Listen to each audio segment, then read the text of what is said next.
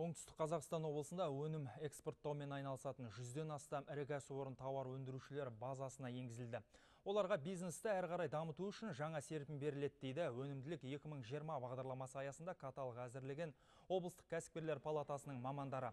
Кәсіпорындар өндіріс көлемін кеңейту, жаңа нарыққа шығу, жаңа жұмыс орындарын құрып, бәсекелестік қабілетін арттыру мүмкіндігін алады.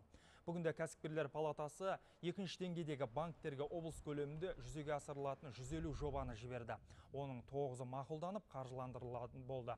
Сондай-ақ аймақта 1 қыркүйекте басталатын жекешелендіруге 48 кәсіпорын ұсыну жоспарлануда. Бұл кәсіпорындардың 28-і коммуналдық нысан, 5-еуі ұлттық компаниялар мен холдингтерге тиесілі. Привлечение внутренних инвестиций.